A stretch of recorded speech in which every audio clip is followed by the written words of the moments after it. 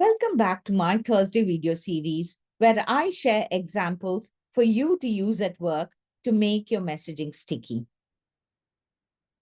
I was recently reminded of Cobra Effect when I was listening to a talk by Neela Saldanha on StreamAlive and decided to dig into it for more details. Cobra Effect is an economic theory about how incentives in a complex system can lead to perverse, unintended consequences.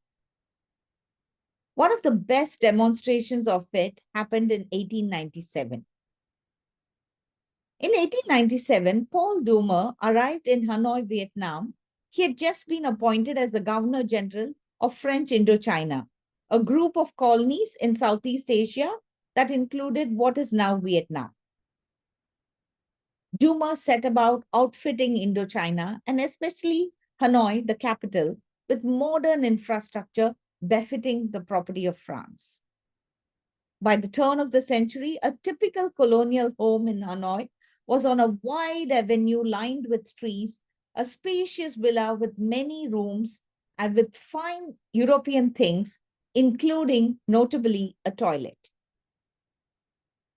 The vast sewer system that ran under the French section of the town and the smaller one serving the overcrowded neighborhoods where the Vietnamese inhabitants lived was a symbol of cleanliness and progress.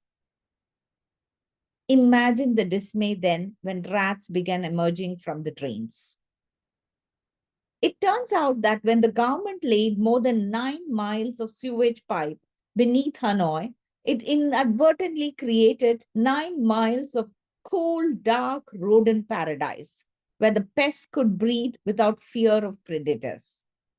And when they got hungry, the rats had a direct access to the city's ritziest real estate via a subterranean superhighway. Under the streets of French Hanoi, rats multiplied exponentially, and then they started skittering to the surface.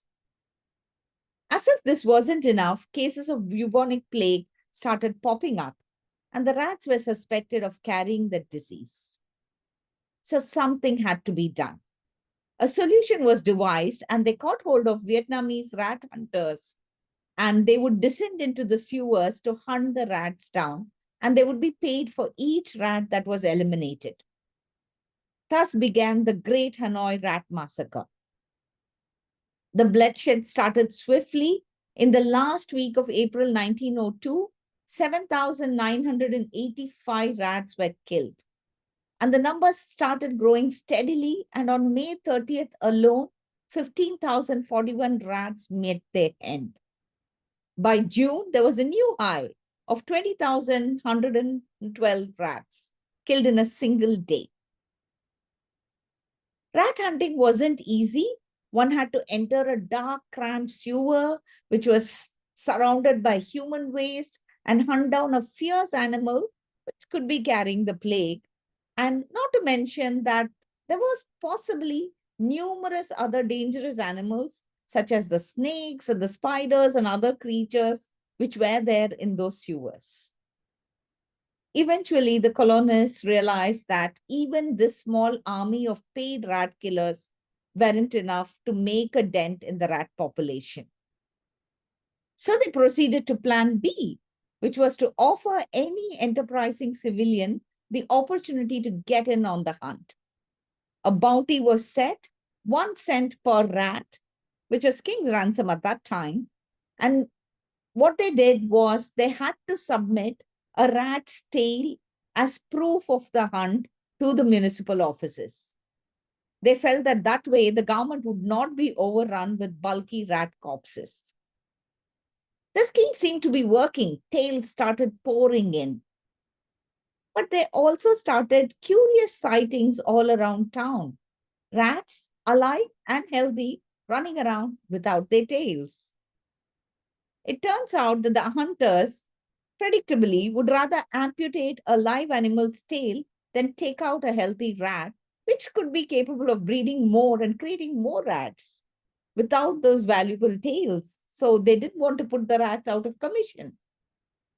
There were also reports that some Vietnamese were smuggling foreign rats into the city. An insult to injury, health inspectors discovered in the countryside on the outskirts of Hanoi pop-up farming operations dedicated to breeding rats. The bounty was scrapped, and the city's residents resigned themselves to coexisting with the pests. The obvious takeaway from this, from an incentives point of view, is to be careful about what behavior you're incentivizing. Now, how does this translate to the workplace? For instance, if as a leader you see someone staying back late regularly and you say, "Hey, John, you're such a great worker, you're such a hard worker," you might be seen as a leader who supports late working and encourages that behavior. So, as a leader who doesn't want to encourage a culture of long hours, while you might want to acknowledge the employee, it may not be something that you want to incentivize through Employee of the Year award. Instead, you're better off putting in the resources to address the issue and encourage productive behaviors. Have you seen any examples of the Cobra effect play out? Do share in the comments, and I'd love to hear from you.